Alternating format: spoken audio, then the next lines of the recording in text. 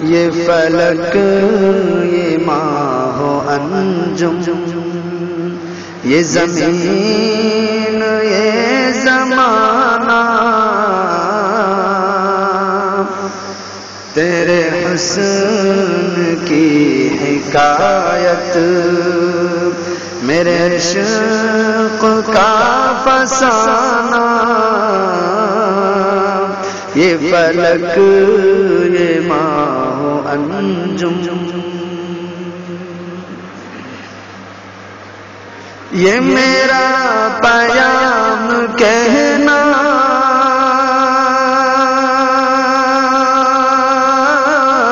تو صبا مؤدبانہ،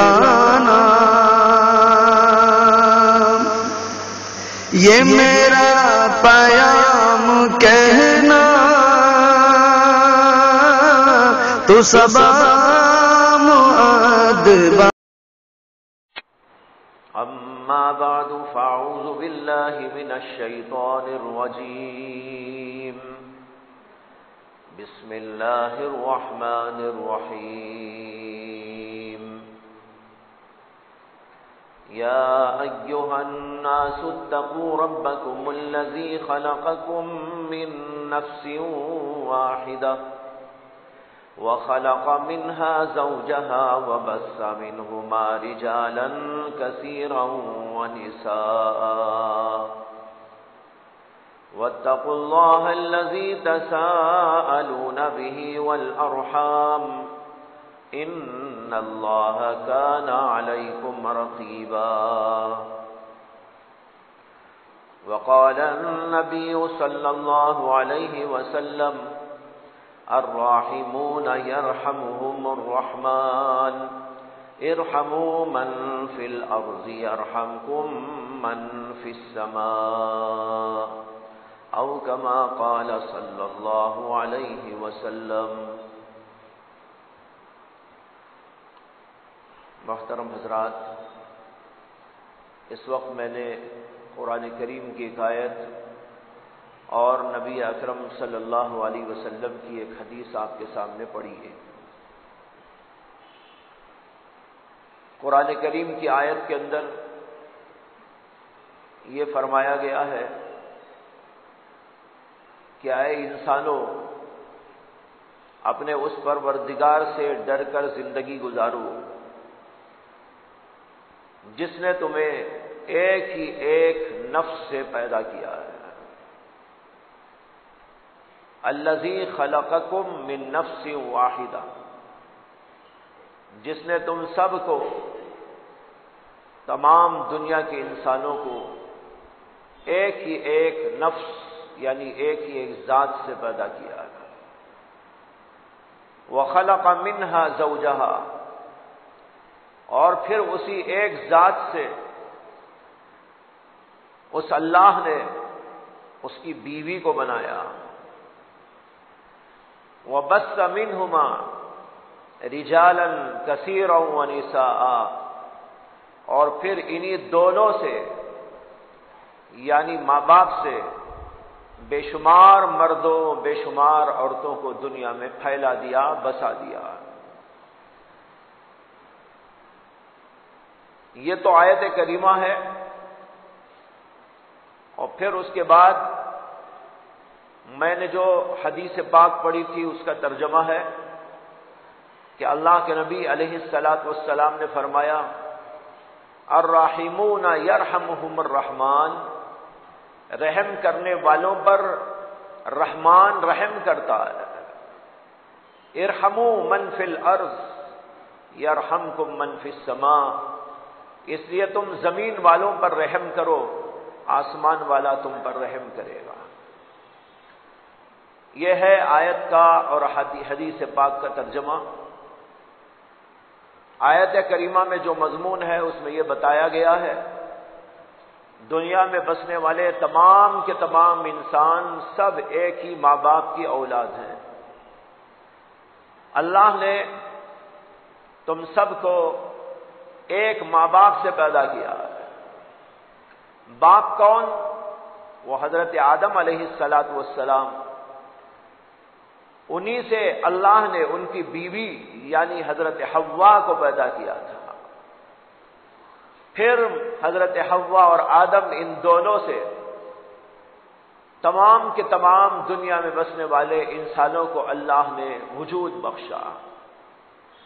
یہ ہے جو اس آیت کریمہ میں اللہ نے فرمایا، اور یہ کہتے ہوئے حکم یہ دیا ہے کہ اے انسانوں، تم اس پروردگار سے ڈر کر زندگی گزارو جس نے تمہیں ایک ماں باپ سے پیدا کیا۔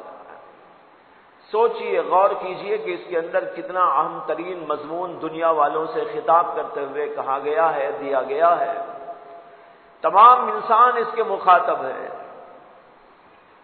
ہر خطے کے انسان، ہر نسل کے انسان، ہر رنگ کے انسان، ہر بولی بولنے والے انسان دنیا میں کہیں بھی کیسے بھی بستے ہو، اللہ نے ان سب سے خطاب کرتے ہوئے فرمایا ہے کہ اے انسانوں، تم اس اللہ سے ڈر کر، اپنے رب سے ڈر کر زندگی گزارو جس نے تمہیں ایک ہی ماں باپ سے پیدا کر کے ساری دنیا میں پھیلا دیا۔ بتانا یہ چاہتے ہیں کہ جب ساری دنیا کے انسان ایک ہی ماں باپ کی اولاد، وہ سب کے سب بھائی بہن ہو گئے، بڑا گہرا رشتہ ان کے اندر قائم ہو گیا، اور اللہ نے یہ تفریق بھی اس میں نہیں کی کہ ماننے والے انسان، نہیں ماننے والے انسان، فلاں رنگ کے انسان اور فلاں رنگ کے انسان، یا فلاں بولی بولنے والے۔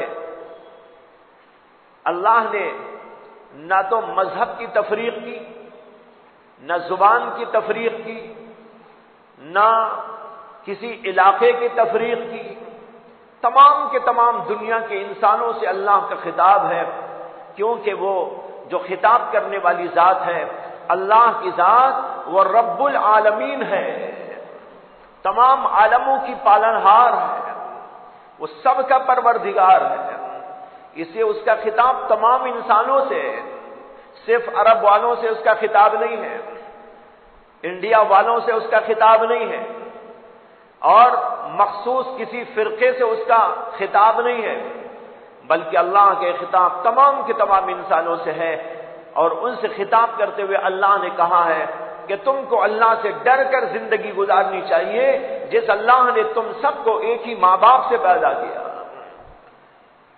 بتانا کیا چاہتے ہیں؟ جب اللہ سے تم کو ڈر کے زندگی کرنا ہے اور تم سب ایک ہی ماں باپ کی اولاد ہو تو تمہیں ایک دوسرے کا حق پوری طرح ادا کرنا ہے۔ اگر تم نے ایک دوسرے کا حق ادا نہیں کیا تو اللہ کی جناب میں تم سے پوچھوں۔ اس کے اندر ایک عالمگیر سبق ہے، تمام دنیا کے انسانوں سے اللہ کا خطاب ہے، اور ان سے کہا جا رہا ہے کہ تم سب ایک دوسرے کا حق ادا کرو، کوئی کسی کی حق تلفی نہ کرے۔ جیسے ماں باپ کی ایک اولاد، ان کے اندر پیار ہوتا ہے، اخوت ہوتی ہے، ہمدردی ہوتی ہے، ایک دوسرے کی خبرگیری کرتے ہیں، ایک دوسرے پر احسان کرتے ہیں، ایک دوسرے کے ساتھ سلوک اچھا کرتے ہیں، تبھی تو ماں باپ کی اولاد کہلاتے ہیں۔ ماں باپ کی ایک اولاد کے اندر جس طریقے پر اخوت اور پیار اور محبت اور رشتہ داری کا حق، یہ سب کچھ ہوا کرتا ہے، اسی طریقے پر تمام کے تمام دنیا کے انسانوں کو بھی اللہ کا حکم ہے کہ اسی طرح دنیا میں تم کو رہنا۔ میں نہیں سمجھتا کہ ایسی آیت دنیا کے کسی اور صحیفے میں ہو سکتی ہے۔ انجیل اٹھا کر دیکھو، تورات دیکھو، دنیا کے دوسرے مذاہب کی کتابیں دیکھو،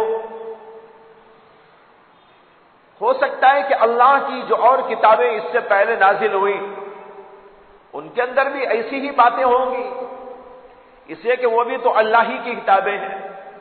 لیکن آج جو موجودہ کتابیں موجود ہیں، میں ان کی بات کر رہا ہوں۔ جو موجودہ کتابیں انجیل کی شکل میں، انجیل کے نام سے، اور یہودیوں کے پاس تورات کے نام سے، بلکہ اس کے علاوہ اور بھی بہت سی کتابیں عیسائیوں اور یہودیوں کے پاس موجود ہیں، اولڈ ٹیسٹمنٹ، نیو ٹیسٹمنٹ، ان کے اندر 50 سے اوپر کتابیں موجود ہیں جو انبیاء کے صحیفے کہلاتے ہیں. اس کے اندر متعدد پیغمبروں کے صحیفوں کے نام سے صحیفے موجود ہیں. حضرت ایوب کا صحیفہ، حضرت یوشع کا صحیفہ، حضرت سلیمان کے کئی صحائف اور بھی متعدد پیغمبروں کی طرف منسوب کرتے ہوئے اس کے اندر کتابیں موجود ہیں. لیکن یہ ساری کتابیں اللہ کی طرف سے نازل ہونے والی اصلی کتابیں نہیں ہیں، ان کے اندر گڑبڑ کر دی گئی. بتانے چاہتا ہوں کہ موجودہ صحائف کو اٹھا کر آپ دیکھیں گے تو شاید ہی کسی جگہ ایسی تعلیم دی گئی ہو جیسے کہ یہاں پر اللہ فرما رہے ہیں تمام انسانوں سے خطاب کرتے ہوئے، اے انسانوں تم اللہ سے ڈر کر زندگی گزارو، اس لیے کہ تم کو جس اللہ نے پیدا کیا اس اللہ نے تم سب کو ایک ہی ماں باپ سے پیدا کیا، اس لیے تمہارے اندر رشتہ داری ہے، تمہارے اندر ایک دوسرے کے ساتھ اخوت موجود ہے، یعنی ایک دوسرے کے بھائی بہن ہو. اس طریقے پر جو رشتہ داری قائم ہو اس کے حقوق ادا جیسے کیے جاتے ہیں، اسی طریقے پر تمام دنیا کے انسان دوسرے انسانوں کے ساتھ اسی طرح کا سلوک کریں. اس میں اللہ سے ڈرنے کے لیے کہا گیا ہے. یہ تعلیم اگر دنیا والوں کو مل جائے صحیح طریقے پر، دنیا میں ظلم ختم ہو جائے گا، دنیا سے ناانصافی ختم ہو جائے گی، دنیا سے تمام قسم کے مظالم کا خاتمہ ہو جائے گا. آج دنیا میں ہم دیکھ رہے ہیں ظلم کتنا ہے. ساری دنیا ظلم میں ظلم ہی ظلم اس میں نظر آ رہا ہے. ہر ملک کے اندر چند جگہوں کو چھوڑ کر، بلکہ وہ چند کو بھی چھوڑنے کی ضرورت نہیں، بلکہ تمام کے تمام ممالک میں، تمام کے تمام علاقوں میں کسی نہ کسی شکل سے ظلم کی فضا قائم ہے. انسانوں کو مارا جا رہا ہے، انسانوں کو قتل کیا جا رہا ہے. کبھی ان لوگوں نے شاید مکھیوں کو بھی ایسا نہ مارا ہوگا، کبھی مچھروں کو بھی ایسا نہ مارا ہوگا، کبھی کیڑے اور پتنگوں کو ایسا نہ مارا ہوگا، لیکن آج انسانوں کو یوں مارا جا رہا ہے. اور نہ مرد کو دیکھا جا رہا ہے، نہ عورت کو دیکھا جا رہا ہے، نہ بوڑھے کو، نہ جوان کو، نہ بچے کو، نہ بڑے کو، بلکہ سب کو مارنے کی فضا قائم کر رکھی ہے. ظلم انتہا کو پہنچا ہوا. قرآن کریم کا یہ سبق جو ابھی آپ کے سامنے میں نے پڑھا، یہ پیام انسانیت کا سبق ہے. انسانیت کا پیام دیا گیا ہے. حضرات انبیاء کرام علیہم الصلاۃ والسلام جو آتے رہے اور اخیر میں ہمارے نبی محمد عربی صلی اللہ علیہ وسلم تشریف لائے، تو انہوں نے جہاں پر یہ پیغام دیا کہ تم اللہ کی عبادت کرو، اللہ سے اپنے تعلق کو مضبوط کرو، اللہ تبارک و تعالیٰ پر ایمان لے آؤ، اللہ تبارک و تعالیٰ سے محبت کرو، اللہ تعالیٰ کا خوف اور خشیت اپنے دلوں میں پیدا کرو. ایک طرف اللہ سے تعلق کی فضا قائم کی اور اللہ سے تعلق پیدا کرنے کے لیے سبیلیں اور ذرائع اور وسائل بتائے، تو دوسری طرف جو ان کا ہم ترین پیغام تھا، اس پیغام کا عنوان ہے پیام انسانیت کا پیغام. تمام دنیا کو سکھایا تم سب کے سب بھائی بھائی ہو، تم سب کے سب بھائی بہن ہو، تمہارے اندر بڑا رشتہ اللہ نے قائم کیا ہے، اس رشتے کی لاج رکھ لو. انسان کو سمجھنے لگے، انسان کے جذبات کو سمجھنے لگے، انسان کے اندر کے جو خیالات اور اس کی امنگیں اور اس کی تمنائیں اور جو اس کی آرزویں ہوتی ہیں وہ دوسرے انسان سمجھنے لگے. اگر انسان کو نہیں سمجھے گا تو کیا بھائی کتے اور بلیاں سمجھے گی انسان کو؟ انسان کو انسان ہی سمجھ سکتا ہے. حضرات انبیاء کا یہ پیغام تھا کہ انسان کو سمجھے، اس کے جذبات کو سمجھے، اس کی تمناؤں کو سمجھے، اس کی آرزوؤں کو سمجھے، اور اس کے خیالات کو سمجھے، وہ کیا چاہتا ہے وہ دیکھے، اور جو وہ چاہتا ہے وہ تو بھی وہی چاہتا ہے، تیرے بھی اس کے بھی جذبات یکساں ہوتے ہیں۔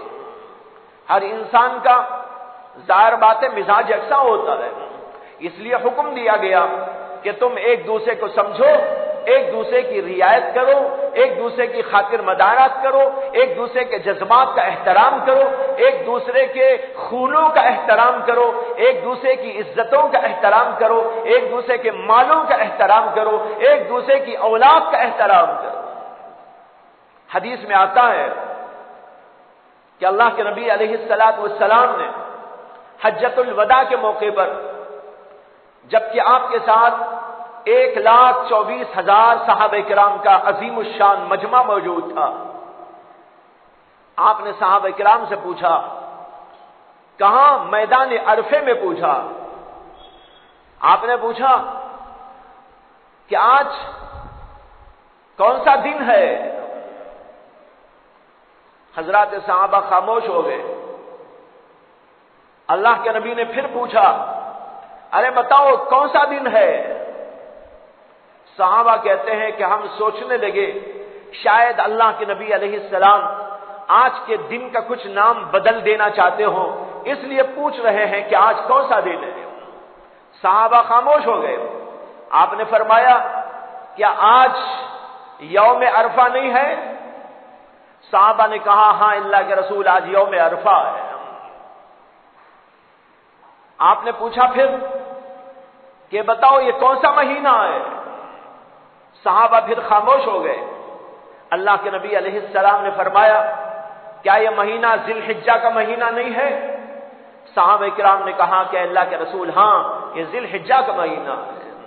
اللہ کے رسول صلی اللہ علیہ وسلم نے فرمایا، آج کے اس دن میں تمہارے اوپر تمہاری عزتیں، تمہاری جانیں اور تمہارے اموال ایک دوسرے پر اسی طرح حرام ہے جیسے آج کا دن اللہ نے محترم قرار دیا، اس مہینے کو محترم قرار دیا اور اس شہر یعنی مکہ مکرمہ کو محترم قرار دیا، اسی طریقے پر تمہاری جانیں محترم ہیں، تمہارے مال محترم ہیں، تمہاری عزتیں محترم۔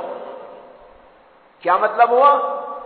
جیسے مکے کو آپ تکلیف نہیں پہنچا سکتے، مکے میں کوئی غلط حرکت نہیں کر سکتے، اسی طرح مسلمان کی جان کو، مسلمان کی عزت کو، مسلمان کی آبرو کو، مسلمان کے مال کو کوئی نقصان نہیں پہنچا سکتا۔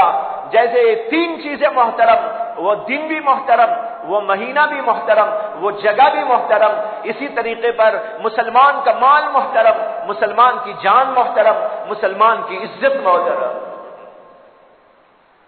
یہاں اگرچہ اللہ کے نبی علیہ السلام نے خطاب مسلمانوں سے کیا ہے، لیکن یہ پیغام تمام دنیا کے انسانوں کے لیے ہے۔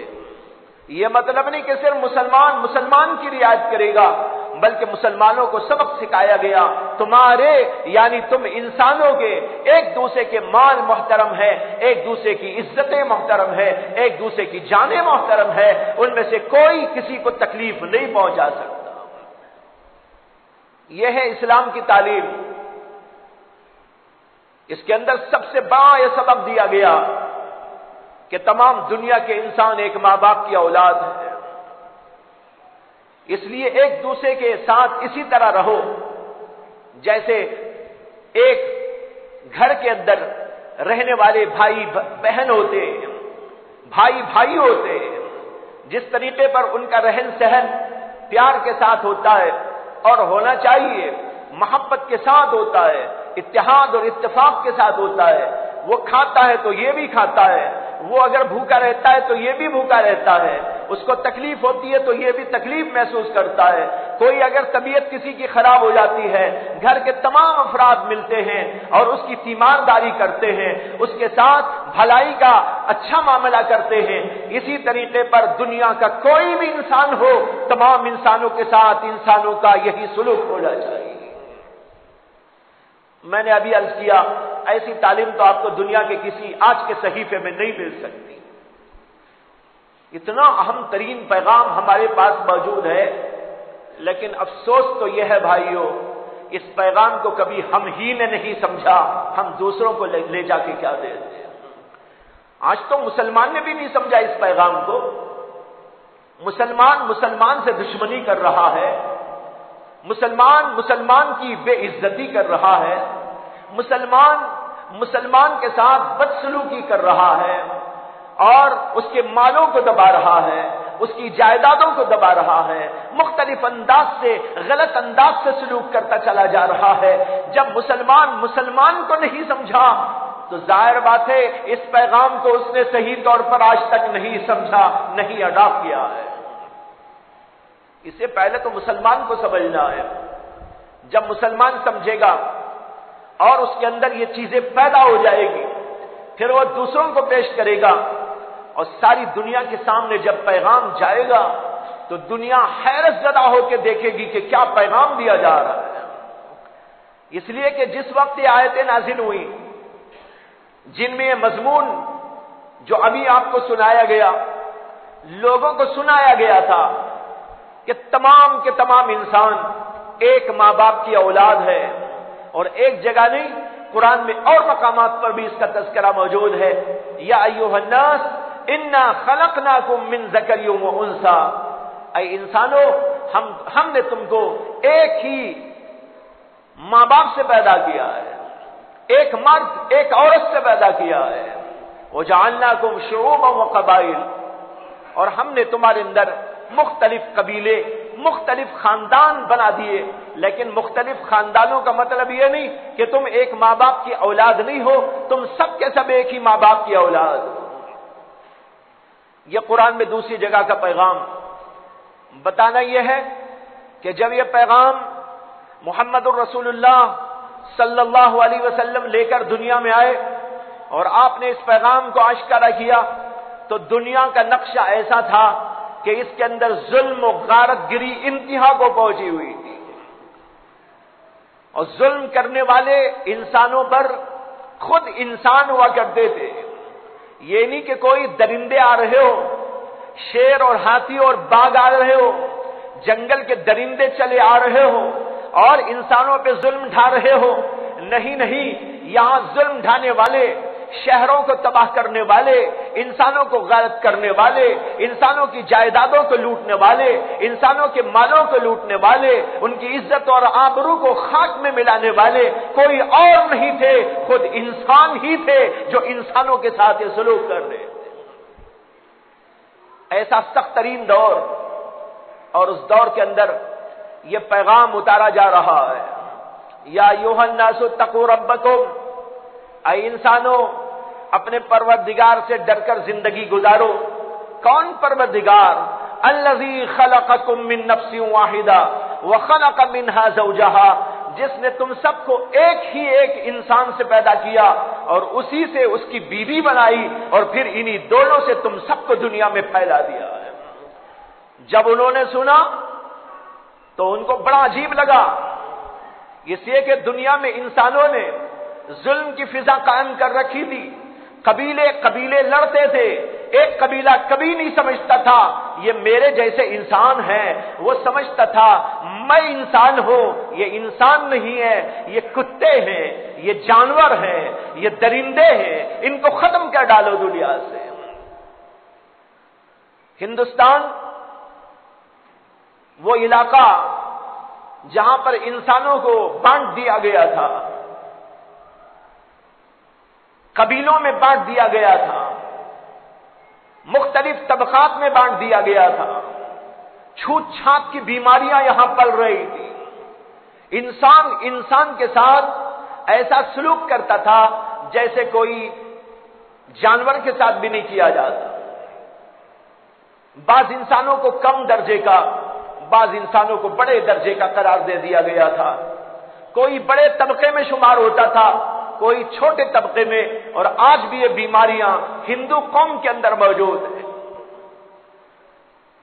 جو نچلی ذات کہلاتی ہے ان کو یہ بھی حق نہیں دیا گیا تھا کہ وہ ان کی مذہبی مقدس کتاب کو سن پائے۔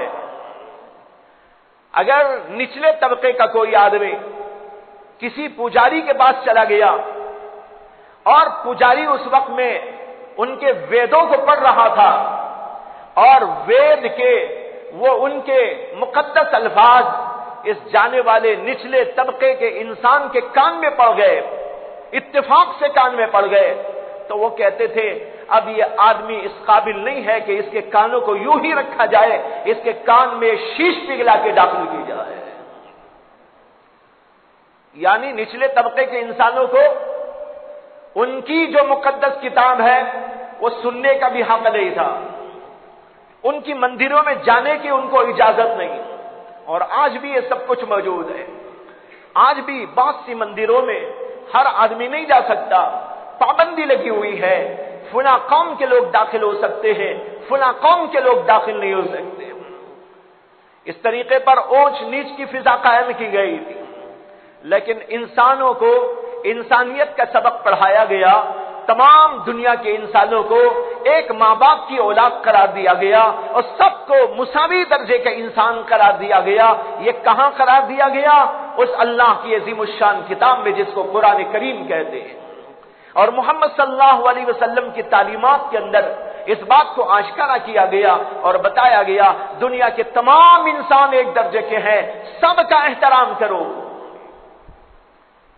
حدیث میں آتا ہے کہ اللہ کے نبی علیہ الصلوۃ والسلام بیٹھے ہوئے تھے، ایک جنازہ گزرنے لگا، اللہ کے نبی علیہ الصلوۃ والسلام کھڑے ہو گئے۔ لوگوں نے بتایا کہ یا رسول اللہ، یہ جنازہ جو جا رہا ہے وہ یہودی کا جنازہ ہے۔ اللہ کے نبی علیہ الصلوۃ والسلام نے فرمایا ارے بھائی، یہودی ہو تو کیا ہوا، کیا وہ انسان نہیں ہے؟ انسانیت کے احترام میں کھڑا ہوا۔ ہمارے نبی علیہ السلام کی یہ تعلیم، تمام انسانوں کے ساتھ برابر سلوک، تمام انسانوں کو مساوی حقوق، تمام انسانوں کو ایک ماں باپ کی اولاد قرار دے کر ان کے حقوق کو سب یکساں درجے کا قرار دینا، یہ اسلام کی تعلیمات ہیں۔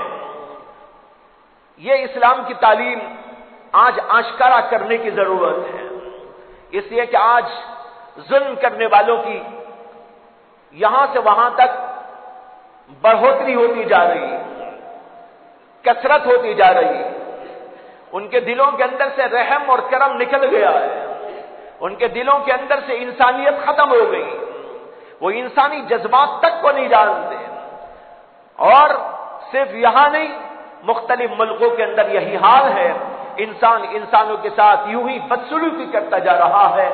آج اگر کوئی قوم دنیا میں اٹھ کر انسانیت کا نعرہ بلند کر سکتی ہے تو وہ صرف مسلمان قوم ہے، جس کے ہاں اونچ نیچ کا کوئی سوال نہیں، ان کے تمام کے تمام انسان برابر درجے کے ہیں۔ اللہ نے پیغام اسی قوم کو دیا ہے، اللہ نے یہ پیغام اسی امت میں نازل کیا ہے، اسی امت کے اندر یہ دم خم ہے کہ وہ دنیا والوں کو بتا سکتی ہے کہ تمام کے تمام دنیا کے انسان ایک ماں باپ کی اولاد ہے، اس لیے کہ وہی یہ عقیدہ رکھتی ہے کہ ہم سب کے سب آدم علیہ السلام کی اولاد ہیں۔ آدم علیہ السلام اور حضرت حوا سے اللہ نے پوری کائنات کے انسانوں کو پھیلایا ہے۔ آج یہ سبق خود پڑھنے کی بھی ضرورت ہے، دوسروں کو پڑھانے کی بھی ضرورت ہے۔ میں نے حدیث پڑھی تھی آپ کے سامنے، اللہ کے نبی علیہ الصلوۃ والسلام نے فرمایا الراحمون یرحمہم الرحمن ارحموا من فی الارض یرحمکم من فی السماء۔ اللہ کے نبی علیہ السلام نے فرمایا رحم کرنے والوں پر اللہ رحم کرتا ہے، اس لیے تم زمین والوں پر رحم کرو، آسمان والا تم پر رحم کرے گا۔ یہ حدیث جو ابھی آپ کے سامنے میں نے پڑھی، اس حدیث کو علماء کہتے ہیں یہ حدیث مسلسل بالاولیت ہے۔ مسلسل بالاولیت کا مطلب یہ ہے کہ حضرت عبداللہ ابن عمرو ابن عاص ایک صحابی ہیں، انہوں نے اللہ کے نبی علیہ السلام سے حدیث سنی، اور اللہ کے نبی سے انہوں نے یہ حدیث سب سے پہلے نمبر پر سنی۔ اس سے پہلے اللہ کے نبی سے انہوں نے کچھ نہیں سنا تھا، سب سے پہلی حدیث جو انہوں نے سنی تھی اللہ کے نبی صلی اللہ علیہ وسلم سے وہ یہی حدیث پاک تھی۔ اس کے بعد جو ان کے شاگرد ہوئے انہوں نے حضرت عبداللہ بن عمرو بن عاص سے حدیثیں سنی، لیکن حضرت عبداللہ بن عمرو بن عاص سے سب سے پہلی دفعہ جو حدیث انہوں نے سنی وہ یہی حدیث تھی۔ اچھا، ان کے جو شاگرد تھے انہوں نے بھی ان صاحب سے بہت سی حدیثیں سنی، لیکن سب سے پہلی حدیث جو سنی وہ یہی حدیث پاک تھی جو آپ کے سامنے پڑھی گئی۔ ہر راوی اس حدیث کا یہ کہتا ہے کہ سب سے پہلے میرے استاد سے میں نے حدیث سنی۔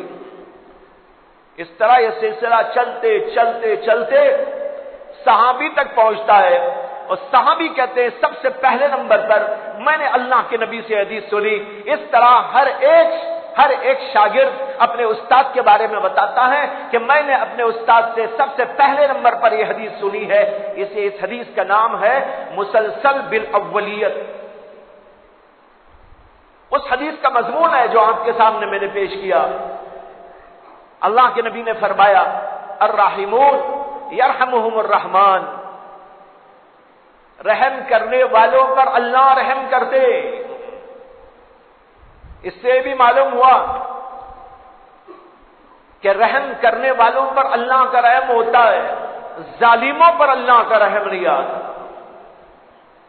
جو انسانوں پر ظلم کرتا ہو، انسانوں ہی پر نہیں بلکہ یہاں الفاظ ہیں من فی الارض، جو بھی زمین پر ہے، زمین پر جو مخلوقات بھی ہیں ان مخلوقات پر رحم کرو، جانور ہو تو ان پر بھی رحم کرو، انسان تو بدرجہ اولا۔ صرف انسانوں تک محدود نہیں بلکہ رحم کا سلسلہ اسلام کی تعلیم کے مطابق تمام جانوروں کے ساتھ بھی ہے۔ حدیث میں اللہ کے نبی علیہ الصلوۃ والسلام نے جانوروں پر رحم کرنے کا بھی مستقل سبق پڑھایا ہے۔ تو اس حدیث میں فرمایا گیا الراحمون یرحمہم الرحمن، رحم کرنے والوں پر اللہ رحم کرتے ہیں۔ ارحموا من فی الارض، لہذا تم زمین پر رہنے والوں پر رحم کرو۔ یرحمکم من فی السماء، تمہارے اوپر آسمان والا رحم کرے گا۔ اس لیے ہم سب یہ سبق پڑھنا سیکھ لیں، اس سبق کو اپنے ذہنوں کے اندر اتار لیں کہ ہم کو رحم کرنے کا سبق پڑھنا ہے۔ جانوروں پر رحم کرے، انسانوں پر رحم کرے، بھائیوں پر رحم کرے، رشتہ داروں پر رحم کرے، پڑوسیوں پر رحم کرے، باؤں پر رحم کرے، چھوٹوں پر رحم کرے، جاننے والوں پر رحم کرے، انجانے لوگوں پر رحم کرے، اپنے فرقے کا ہو تو رحم کرے، دوسرا ہو تو بھی رحم کرے، انسان ہو کسی بھی مذہب کا ہو سب کے اوپر رحم کرنا سیکھ لینا چاہیے۔ یہ ہے یرحمکم ارحموا من فی الارض، زمین والوں پر رحم کرو۔ اللہ کے نبی علیہ الصلوۃ والسلام نے یہی سبق پڑھایا زندگی بھر۔ آپ کے ساتھ بدسلوکی کرنے والوں نے کیا کیا بدسلوکی نہیں کی، کانٹے بچھائے گئے، آپ کے گلے میں چادر ڈال کر گردن کو کھینچنے لگے، راستوں میں چلتے ہوئے پتھر مارے جاتے تھے۔ اللہ کے نبی علیہ الصلوۃ والسلام سب کو دعائیں دیا کرتے، پتھر کھاتے تھے، دعائیں دیا کرتے تھے، کانٹے بچھائے جاتے تھے، ادھر سے اللہ کے نبی کی طرف سے ان کے حق میں دعائیں جاری ہوتی تھی۔ طائف کے مقام پر آپ کے ساتھ میں کیا ہوا؟ اللہ کے نبی گئے تھے اللہ کے دین کی دعوت دینے کے لیے، لیکن وہاں غنڈوں نے اللہ کے نبی علیہ الصلوۃ والسلام کو بے پناہ اذیت دی، بے پناہ تکلیف دی، اتنی تکلیف کہ اللہ کے نبی علیہ الصلوۃ والسلام سے ایک موقع پر حضرت عائشہ صدیقہ رضی اللہ تعالی عنہا نے پوچھا یا رسول اللہ، آپ کی زندگی میں تکلیف جو آپ کو دی گئی وہ سب سے زیادہ کون سی تکلیف ہے؟ اللہ کے نبی نے کہا طائف کے مقام پر جو تکلیف ہوئی وہ تکلیف۔ پتھر مارے جا رہے تھے، آپ لہو لہان ہو گئے تھے، اور آپ کے جسم سے خون رس رس کر آپ کی جوتیوں میں جا کے جمع ہو رہا تھا، حتیٰ کہ جوتیاں آپ کے پیروں سے چپک گئی تھی، اور آپ بے ہوش ہو کے گرنے کو ہوتے تھے، اور یہ گنڈے آپ کو آ کر پکڑ کے کھلاتے اور کہتے کہ یہاں سے چلو، بیٹھنے کی بھی اجازت نہیں۔ بے ہوش ہونے کو آ رہے لیکن بیٹھنے نہیں دے رہے. دور سے ایک آدمی دیکھ رہا تھا جو اپنے باغ میں بیٹھا ہوا تھا، اور وہ بھی اگرچہ کافر ہی تھا اور مکے کا رہنے والا تھا، محمد صلی اللہ علیہ وسلم کو اچھی طرح پہچانتا تھا. جب وہ دیکھنے لگا اپنے باغ میں بیٹھ کر کہ محمد صلی اللہ علیہ وسلم جا رہے ہیں، غنڈے ان کو مار رہے ہیں اور پتھر ان کے اوپر برسا رہے ہیں اور وہ بے ہوش ہو کے گرنا چاہتے ہیں، لیکن ان کو گرنے تک نہیں دیا جاتا، ان کو ہلا کے اٹھا دیا جاتا ہے. وہاں سے دور سے دیکھتے ہوئے اس نے اپنے غلام سے کہا، جس کا نام تھا عداس ایک غلام کلا، وہ اس کے پاس کام کرتا تھا. اس سے کہا کہ ذرا سے یہاں سے جو ہے انگور لے کے جاؤ اور لے جا کے وہاں ان کو پیش کر دو، پانی بھی لے جاؤ اس کو پیش کر دینا. یعنی اس کافر کو بھی رحم آ گیا تھا آج، جو مکے کا رہنے والا تھا، لیکن اس کا باغ طائف کے مقام پر تھا. وہ باغ میں نے بھی دیکھا ہے، وہ باغ آج بھی موجود ہے، وہاں جانا ہوا تھا. عداس جن کا بھی میں نے ذکر کیا وہ اللہ کے نبی پہ ایمان لائے تھے، ان کے نام سے وہاں پر ایک مسجد آج بھی موجود ہے. تو اس نے کہا کہ لے جاؤ اور لے جا کر ان کو اس کو پیش کرو. عداس پہنچا اللہ کے نبی علیہ السلام کے پاس اور جا کر کہا السلام علیکم. اللہ کے نبی کو بڑا تعجب ہوا کہ السلام علیکم کیسا بول رہا ہے. السلام علیکم تو مسلمان بولتا ہے، یہ آدمی السلام علیکم یہاں کیسے بول رہا ہے. اللہ کے نبی علیہ السلام نے پوچھا، ارے بھائی تم کون ہو، السلام علیکم تم نے کیسے سیکھ لیا؟ وہ آدمی کہنے لگا میں رہنے والا ہوں نینوا کا، جو حضرت سیدنا یونس علیہ السلام کی بستی ہے. میں اس بستی کا رہنے والا یہاں پر آ کے رہا ہوں، یہاں پر رہ رہا ہوں. اللہ کے نبی نے فرمایا اچھا نینوا کے رہنے والے ہو، اور یونس تو میرے بھائی ہوتے، یعنی سیدنا یونس علیہ السلام اس لیے کہ ہر پیغمبر دوسرے پیغمبر کا بھائی ہے، یہ باپ کے درجے کا ہوتا ہے. حضرت ابراہیم علیہ السلام حضور اقدس صلی اللہ علیہ وسلم کے باپ کے درجے کے ہوتے ہیں، اور پیغمبر اللہ کے نبی صلی اللہ علیہ وسلم کے بھائی کے درجے کے ہوتے ہیں. آپ نے کہا کہ وہ تو میرے بھائی. اللہ کے نبی صلی اللہ علیہ وسلم کے سامنے پیش کیا پانی بھی اور انگور. اللہ کے نبی نے اس میں سے کچھ لیا اور پھر اس کو دعا دی اور ایمان کی اس کو دعوت دی. اسی وقت وہ اسلام لے آیا تھا، لیکن اپنے اسلام کو اس نے چھپائے رکھا اور بعد میں چل کر اس کا اظہار کیا. بتانے چاہتا ہوں یہ سب کچھ حالات گزرے، اور جب اللہ کے نبی علیہ السلام طائف کے مقام سے باہر نکلتے ہوئے دیکھتے ہیں کہ حضرت جبریل امین علیہ السلام تشریف لائے ہیں. جبریل علیہ السلام کو دیکھ کر مصافحہ کیا، سلام کیا، انہوں نے مصافحہ کیا اور کہا کہ اللہ نے میرے ساتھ ایک فرشتے کو بھیجا ہے. وہ فرشتہ ایسا فرشتہ ہے جو پہاڑوں پر مسلط ہے، اور پہاڑ کو ریزہ ریزہ کر دینا اس کے بائیں ہاتھ کا کھیل ہوتا ہے. اللہ کا فرشتہ، یہ فرشتہ میرے ساتھ آیا ہے. اللہ فرماتے ہیں کہ اگر آپ چاہتے ہیں تو اس بستی کو جو پہاڑوں کے درمیان میں ہے یہ فرشتہ پیس کے رکھ دے گا، آپ ذرا سی اجازت دے دیجئے یہ سب کچھ ابھی تباہ کر دیا جائے. اللہ کے نبی علیہ السلام نے فرمایا کہ جبریل مجھے تو اللہ نے رحمت للعالمین بنا کر بھیجا ہے. وما ارسلناک الا رحمت للعالمین. جب مجھے اللہ نے رحمت للعالمین بنا کر بھیجا تو میں ان کے لیے زحمت کیسے بن جاؤں؟ بس میں ان کے حق میں دعا کرتا ہوں کہ اگر یہ نہیں جانتے مجھ کو، اگر یہ میرے اوپر ایمان نہیں لاتے، ہو سکتا ہے کہ ان کی آل و اولاد میں سے کوئی ایمان لائے.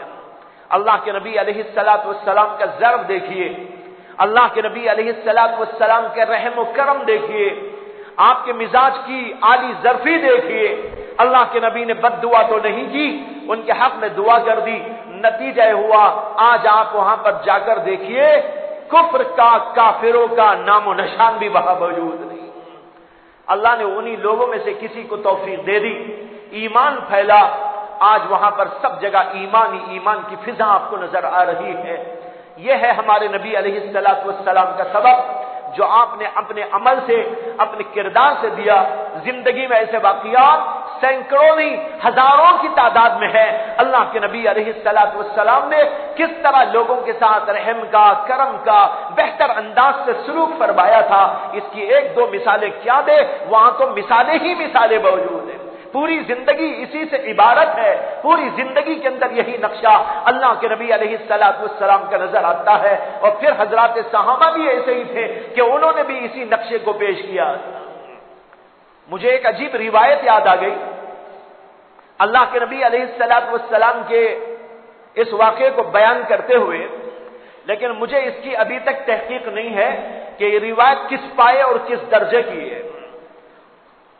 لکھا ہے کہ جب اللہ تبارک و تعالی نے حضرت نوح علیہ السلام کی بد دعا پر تمام دنیا کو ہلاک کر دیا, حضرت سیدنا نوح علیہ السلام دنیا کے اندر قریب 1000 برس کے زندہ تھے.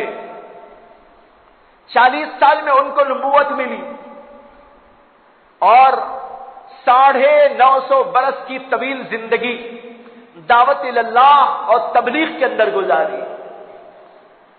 لیکن اتنے طویل عرصے میں ان کے اوپر ایمان لانے والے چند ہی لوگ تھے. کہا جاتا ہے کہ 50 60 70 80 لوگ, اس سے زیادہ کوئی ایمان لانے والے نہیں.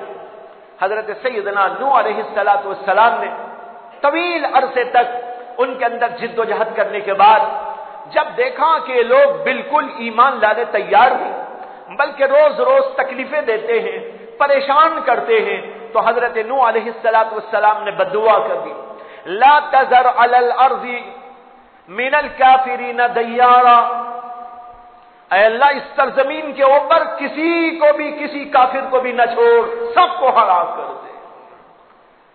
اس کے بعد واقعہ ہوا کہ اللہ تبارک و تعالی نے سیلاب بھیجا, زمین سے پانی, آسمان سے پانی, اوپر سے پانی اور نیچے سے پانی. 40 دنوں تک اوپر سے بھی پانی برستا رہا, زمین سے بھی پانی اگلا جاتا رہا. اندازہ کرو کہ دنیا کا کیا حال ہوا ہوگا.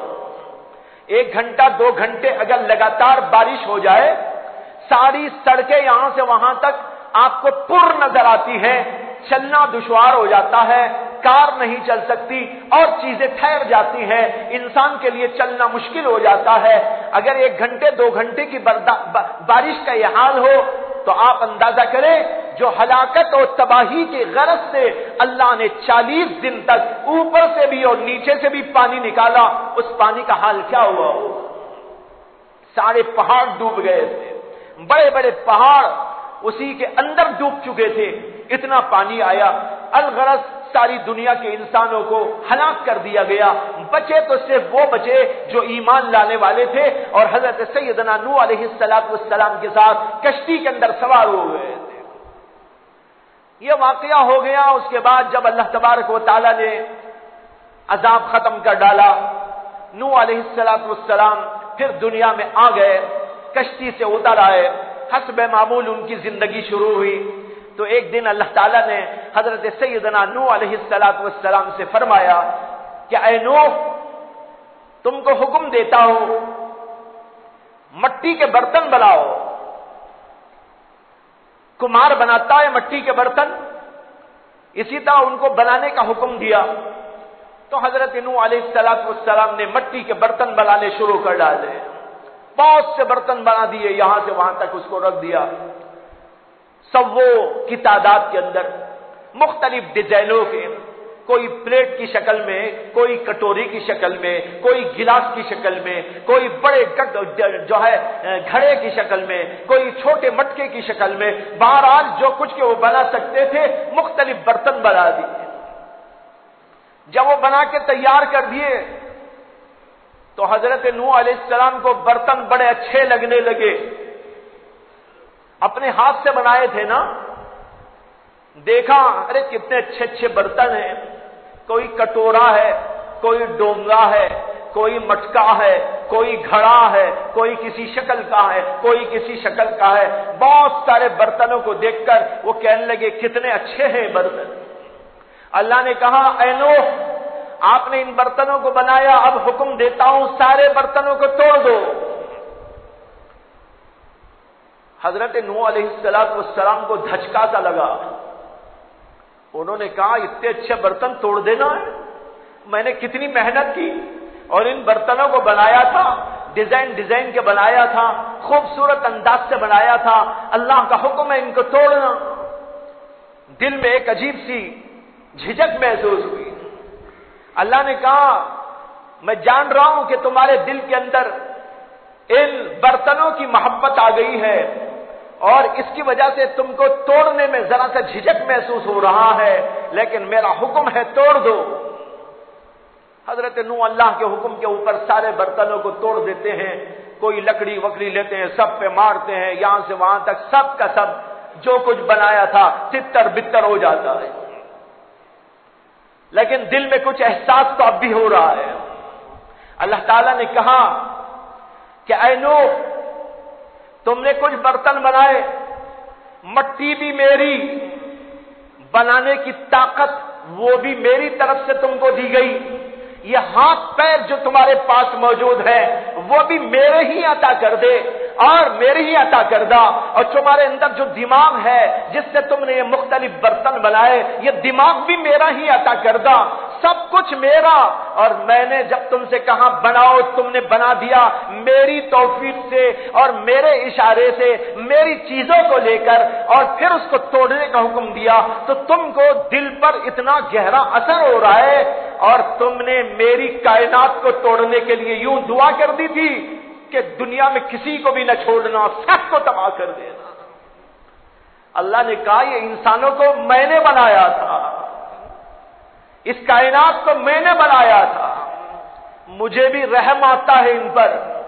اس روایت سے بتانا یہ ہے اللہ اپنے بندوں پر رحم کرتا ہے اور چاہتا ہے کہ بندے بھی رحم کرنے لگے۔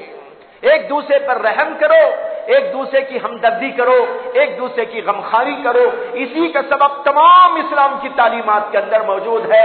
حضرت نوح علیہ السلام کو اس کے اندر سبق پڑھایا گیا، حالانکہ نوح علیہ السلام نے اتنے دنوں نہیں، مہینوں نہیں، سالوں تک محنت کی تھی ان کے پیچھے، اور جب اخیر میں وہ بہت ہی دل برداشتہ ہو کر دعا کرنے لگے، اللہ نے دعا تو قبول کر لی، لیکن ان کو پھر نصیحت کی تو یوں نصیحت کی کہ دیکھو تمہارے اندر رحم ہونا چاہیے، کرم ہونا چاہیے، جیسے تم نے برتن بنائے تو تم کو توڑنے کو جی نہیں چاہتا، میں بھی نہیں چاہتا کہ میرے بندوں کو میں ختم کر ڈالوں، میں رحم کرنا چاہتا ہوں، میں کرم کرنا چاہتا ہوں، تم بھی آپس میں ایک دوسرے کے ساتھ اسی طرح کا سلوک کرو۔ بھائیو یہ ہے اسلام کی تعلیم، عظیم الشان تعلیم۔